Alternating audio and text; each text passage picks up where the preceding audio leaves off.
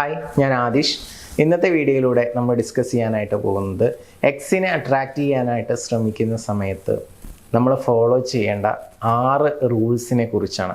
വളരെ പ്രധാനപ്പെട്ട വീഡിയോ ആണ്. നിങ്ങൾ ഈ വീഡിയോ യൂസ്ഫുൾ ആണെന്ന് തോന്നുന്നുണ്ടെങ്കിൽ ലൈക്ക് ചെയ്ത് സപ്പോർട്ട് ചെയ്യുക. വീഡിയോ പൂർണ്ണമായിട്ടും കാണുക. ഇപ്പോൾ ഫ്രീ അല്ലെങ്കിൽ ജസ്റ്റ് ഒന്ന് ലൈക്ക് ചെയ്തിടുക. ഫ്രീ ആവുന്ന സമയത്ത് പൂർണ്ണമായിട്ടും കാണുക.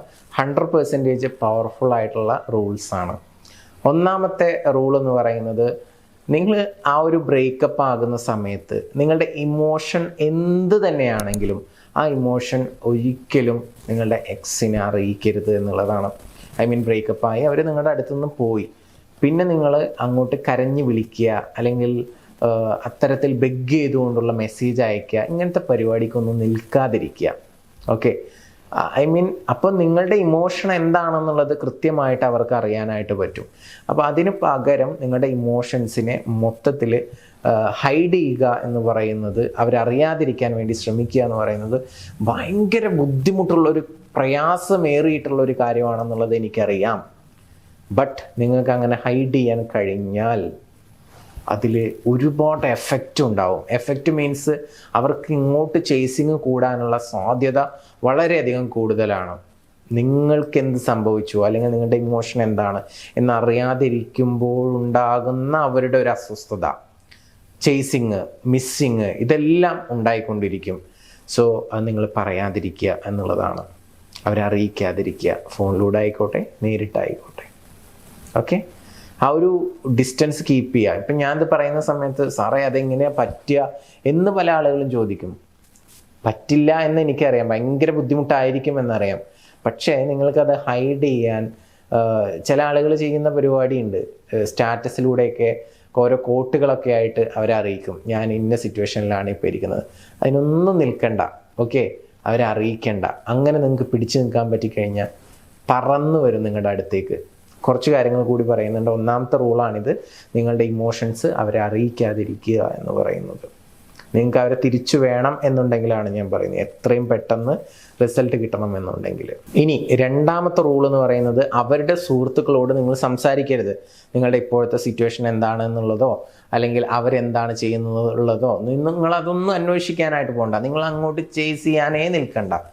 സുഹൃത്തുക്കളോട് സംസാരിക്കരുത് എന്നുള്ളതാണ് രണ്ടാമത്തെ റൂള്. അപ്പോൾ ഈ റൂള് പറയുന്ന സമയത്ത് എനിക്ക് ഒരു കാര്യം കൂടി പറയാനുണ്ട്. ഇപ്പോൾ പല കേസുകളും നമുക്ക് വരുന്ന സമയത്ത് ഇപ്പോൾ ഓട്ടോമാറ്റിക്കലി നമ്മൾ പ്രണയിക്കുന്ന വ്യക്തിയുടെ ഫാമിലിയിലുള്ള മെമ്പേഴ്സുമായിട്ട് കണക്റ്റഡ് ആയിട്ടുള്ള ആളുകൾ ഉണ്ടായിരിക്കും. അപ്പോൾ അവരോട് ചിലപ്പോൾ സിസ്റ്റേഴ്സിനോടോ അല്ലെങ്കിൽ ബ്രദേഴ്സിനോടോ കസിൻസിനോടോ ഒക്കെ നമ്മൾ കോണ്ടാക്റ്റ് നിലനിർത്തുന്നുണ്ടാവും. അപ്പോൾ അവരുമായിട്ട് സംസാരിക്കാതിരിക്കുക എന്നുള്ളത് പ്രധാനമായിട്ടും പറയുകയാണ്. സുഹൃത്ത് എന്നുള്ളതാണ് ഞാൻ പറഞ്ഞതെങ്കിൽ കൂടി ഇതുകൂടി ആഡ് ചെയ്യുകയാണ്. അവരുമായിട്ട് സംസാരിക്കുമ്പോഴും സ്വാഭാവികമായിട്ടും നിങ്ങളുടെ അവസ്ഥ എന്താണെന്നുള്ളത് കൃത്യമായിട്ട് അവർക്ക് അങ്ങോട്ട് ഷെയർ ചെയ്യാനും പറയാനും ഒക്കെ പറ്റും, അല്ലേ? അപ്പോൾ ചിലപ്പോൾ അത് പറയുന്നില്ല, അറിയുന്നില്ല എന്നുള്ള രീതിയിൽ നിങ്ങളോട് നിൽക്കുകയാണെങ്കിൽ കൂടി നിങ്ങൾ അത്തരത്തിൽ അവരുമായിട്ട് വളരെയധികം കണക്റ്റഡ് ആയിട്ടുള്ള ആരുമായിട്ടും യാതൊരു വിധത്തിലുള്ള കോണ്ടാക്റ്റിനും പോകണ്ട എന്നുള്ളതാണ് പറയുന്നത്. നിങ്ങൾ വെയിറ്റ് ചെയ്യുക. നിങ്ങൾക്ക് ഫാസ്റ്റായിട്ടുള്ള രീതിയിൽ റിസൾട്ട് കിട്ടണമെന്നുണ്ടെങ്കിൽ അവരിങ്ങോട്ട് ചേസ് ചെയ്യും, അവർക്ക് മിസ് ചെയ്യും, അവർക്ക് ഭ്രാന്ത് പിടിക്കും. അതിനു വേണ്ടിയിട്ടാണ് ഞാൻ പറയുന്നത്, സുഹൃത്തുക്കളുമായിട്ട് നിങ്ങൾ എന്ത് ചെയ്യാതിരിക്കുക, കോണ്ടാക്റ്റ് ഇല്ലാണ്ടിരിക്കുക, അവരോട് സംസാരിക്കരുത്. പിന്നെ മൂന്നാമത്തെ റൂൾ എന്ന് പറയുന്നത്, ഇത് അവസാനമാണ് എന്നുള്ളത് ചിന്തിക്കരുത്. ഇനി ഈ റിലേഷൻഷിപ്പ് റെഡിയാവില്ല, സെറ്റാവില്ല, ഒരുപാട് തവണ വഴക്കുണ്ടായതാണ്, എല്ലാ തവണത്തെയും പോലെയല്ല ഇത്തവണ കുറച്ചുകൂടി ഡീപ്പാണ്, ഇനി ഒരിക്കലും വരില്ല എന്ന് പറഞ്ഞിട്ടാണ് പോയിട്ടുള്ളത്. അങ്ങനെയൊക്കെ സിറ്റുവേഷൻസ് പറയുന്ന ആളുകളൊക്കെ ഉണ്ട്. സോ അതൊക്കെ മനസ്സിൽ നിന്ന് കളയുക. ഇപ്പോൾ ബ്രേക്കപ്പ് സംഭവിച്ചു, അക്സെപ്റ്റ് ചെയ്യേണ്ട എന്നൊന്നും ഞാൻ പറയുന്നില്ല. അക്സെപ്റ്റ് ചെയ്യുക, എന്നിട്ട് അത് ഓക്കെ ആവും. ഫ്യൂ ഡേയ്സ് കഴിഞ്ഞാൽ അവൻ വരും അല്ലെങ്കിൽ അവൾ തിരിച്ചു വരും, ഓക്കെ ആവും എന്നുള്ള രീതിയിലാണ് നമ്മൾ ചിന്തിക്കേണ്ടത്. പിന്നെ അടുത്തൊരു പ്രധാനപ്പെട്ട കാര്യം എന്ന് പറയുന്നത്, ഒരിക്കലും അവർ ഫ്രണ്ട്സായിട്ട് മുന്നോട്ട് പോവാം എന്നൊക്കെ പറയുന്നുണ്ടെങ്കിൽ അതിനൊന്നും ഓക്കെ പറയരുത്, അതിന് നോ തന്നെ പറയുക. ഓക്കെ, അടുത്തതായിട്ട് പറയുന്നത് സ്റ്റേ ബിസി എന്നുള്ളതാണ്. നമ്മൾ ബിസി ആയിട്ടിരിക്കുക. കാരണം നമുക്ക് ഒരുപാട് ഫ്രീ ടൈം ഉണ്ടായിരിക്കുന്ന സമയത്ത് നമ്മൾ ഓവർ തിങ്ക് ചെയ്ത് കൂട്ടും. അപ്പോൾ അതിന് പകരം എന്തെങ്കിലും കാര്യത്തിൽ എൻഗേജ്ഡ് ആവുക എന്നുള്ളതാണ്. TV കാണാം, അല്ലെങ്കിൽ വല്ല കോമഡി പരിപാടി കാണാം, അല്ലെങ്കിൽ പാട്ട് കേൾക്കാം. അതും സാഡ് സോങ്സ് കേൾക്കാതിരിക്കുക. പുറത്തിറങ്ങി സുഹൃത്തുക്കളൊക്കെ ആയിട്ടൊന്ന് മിങ്കിൾ ചെയ്യുക. അങ്ങനെയൊക്കെ ടൈം സ്പെൻഡ് ചെയ്യുക. പിന്നെ ഇവിടെ ഞാൻ സ്റ്റേ ബിസി എന്ന് പറയുന്നത് നിങ്ങൾ പല പല ആക്ടിവിറ്റീസുകളുമായിട്ട് നിങ്ങളുടെ ഫ്യൂച്ചർ പ്ലാൻസുമായിട്ട് കൂടുതലായിട്ട് എൻഗേജ്ഡ് ആവുക എന്നുള്ളതാണ് ഉദ്ദേശിക്കുന്നത്. ആ വ്യക്തി നിങ്ങളെ കോൺടാക്ട് ചെയ്യാൻ ശ്രമിക്കുകയോ അല്ലെങ്കിൽ വേറെ ഏതെങ്കിലും സുഹൃത്തുക്കൾ വഴി അറിയുകയാണെങ്കിലൊക്കെ നിങ്ങൾ ബിസിയാണ്, നിങ്ങൾ അവൈലബിൾ അല്ല എന്നുള്ള രീതിയിലുള്ള ഒരു മെസ്സേജാണ് അവർക്ക് കിട്ടേണ്ടത്. മനസ്സിലായോ? അപ്പോൾ അതുകൊണ്ടാണ് സ്റ്റേ ബിസി ആവുക. 2 രീതിയിലാണ് പറഞ്ഞത്.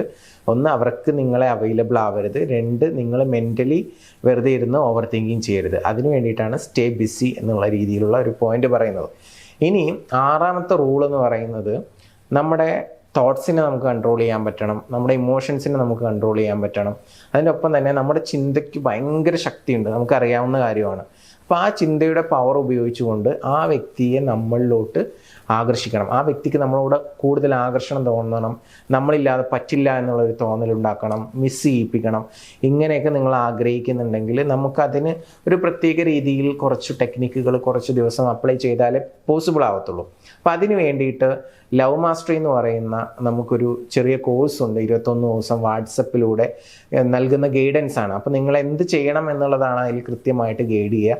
രാവിലെ എണീറ്റ ഉടനെ കുറച്ച് കാര്യങ്ങൾ ചെയ്യാനുണ്ടാവും, രാത്രി കിടക്കുന്നതിന് മുമ്പും കുറച്ച് കാര്യങ്ങൾ ചെയ്യാനുണ്ടാവും. എല്ലാം ലോ ഓഫ് അട്രാക്ഷൻ റിലേറ്റഡ് ആയിട്ടുള്ള കാര്യങ്ങളായിരിക്കും. അത് ചെയ്യുന്നതിലൂടെ നിങ്ങൾക്ക് ഫാസ്റ്റായിട്ട് നിങ്ങളുടെ തോട്ട് പ്രോസസ്സ് ചേഞ്ച് ചെയ്യാനും നിങ്ങളുടെ ഇമോഷൻസ് ചേഞ്ച് ചെയ്യാനും നല്ല രീതിയിലുള്ള ഒരു ട്രാൻസ്ഫോർമേഷൻ നിങ്ങളിൽ നടക്കുന്നത് വഴി ആ വ്യക്തിക്ക് നിങ്ങൾക്ക് വലിയ രീതിയിലുള്ള ഒരു അട്രാക്ഷൻ തോന്നുകയും ആ വ്യക്തി നിങ്ങളെ തിരിച്ചു കോൺടാക്ട് ചെയ്യുകയും അത് പാച്ചപ്പ് ആവുകയും ചെയ്യുമെന്നുള്ളതാണ്. സോ അപ്പോൾ അത് അറ്റൻഡ് ചെയ്യാൻ താല്പര്യമുള്ള ആളുകൾക്ക് അതിൻ്റെ ഡീറ്റെയിൽസ് അറിയാൻ മുകളിൽ നമ്പർ കൊടുത്തിട്ടുണ്ട്. ആ നമ്പറിലോട്ട് ജസ്റ്റ് ഒന്ന് വിളിക്കുക, ഡീറ്റെയിൽസ് ചോദിക്കുക. താല്പര്യമുണ്ടെങ്കിൽ അറ്റൻഡ് ചെയ്യുക. എൻ്റെ തന്നെ പേഴ്സണൽ ഗൈഡൻസ് ആണ് അതിൽ വരുന്നത്. ചെയ്തു കഴിഞ്ഞാൽ 100% റിസൾട്ട് ഗ്യാരണ്ടിയാണ്. നമുക്ക് ചെയ്യുന്ന ഓൾമോസ്റ്റ് ഒരു 95% ആളുകൾക്കും ഇതിൽ റിസൾട്ട് കിട്ടുന്നുണ്ട്.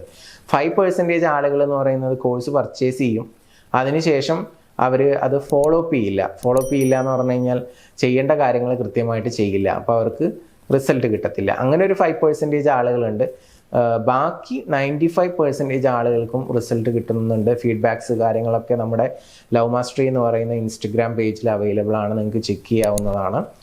അപ്പോൾ അതൊക്കെ ചെക്ക് ചെയ്യുക. നിങ്ങൾക്ക് ട്രസ്റ്റ് ആയിട്ട് തോന്നുന്നുണ്ടെങ്കിൽ നിങ്ങൾ എന്ത് ചെയ്യുക, കോഴ്സ് ചെയ്യുക. 100% നിങ്ങൾക്ക് റിസൾട്ട് കിട്ടും. ഇനിയിപ്പോൾ കോഴ്സ് ചെയ്യാൻ പറ്റാത്ത ആളുകളാണെങ്കിൽ ഞാൻ പറഞ്ഞ സ്റ്റെപ്പുകളൊക്കെ ഒന്ന് ഫോളോ ചെയ്യുക. ഹാപ്പി ആയിട്ടിരിക്കുക. പുതിയ വീഡിയോ ആയിട്ട് വീണ്ടും കാണാം. Thank you. നമസ്തേ.